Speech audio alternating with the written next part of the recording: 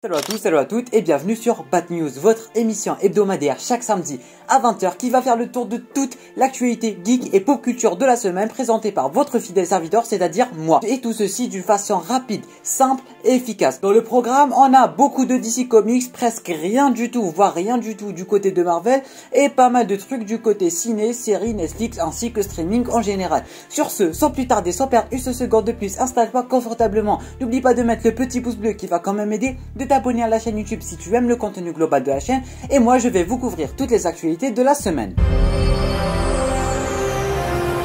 Côté DC Comics, un film Batgirl est bel et bien en préparation pour HBO Max. La saga des comics Injustice ainsi que les jeux Injustice vont enfin avoir droit à une adaptation animée chez DC Comics et ça fait plutôt plaisir. Batman s'offre une nouvelle série animée, Superman s'offre aussi une série animée et les deux sortiront sur HBO Max. La saison 3 de Titan reviendra en août mais pour l'instant on n'a pas de date précise. Premier poster qui va mettre en avant Jordan Fisher en tant qu'Impulse qui est plutôt sympathique avec une petite allusion aux comics. On a pas mal de nouveaux visuels sur le Batman de Robert Pattinson, notamment sur des calendriers et ça fait plutôt badass. Jason Momoa confirme bel et bien que Aquaman 2 commencera son tournage dès juillet 2021. Terminé du côté de DC Comics, on se tourne maintenant vers Marvel. L'équipe VFX qui a bossé sur les films de Spider-Man de Sam Raimi ainsi que l'équipe qui a bossé sur les Amazing Spider-Man 1 et 2 va revenir pour bosser sur Spider-Man No Way Home.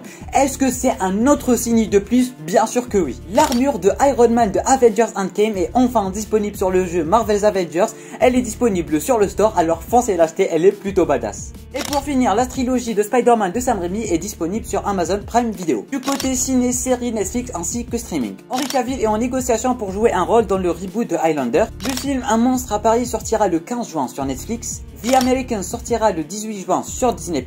On a droit à un nouveau poster ainsi qu'un nouveau trailer pour la nouvelle série, la mini-série plutôt, Monstres et compagnie qui va arriver dès le 2 juillet sur Disney+. Nouveau trailer ainsi que nouveau poster pour la saison 2 de Love Victor qui va arriver sur Disney+, le 18 juin. Le film Hocus Pocus s'offre enfin une suite quasiment 15 ans après, je sais pas trop mais il y a bel et bien une suite ou du moins un Hocus Pocus 2 en préparation. La saison 4 de Edith s'offre un nouveau trailer. La 9e et dernière saison de Suits arrive le 16 juin.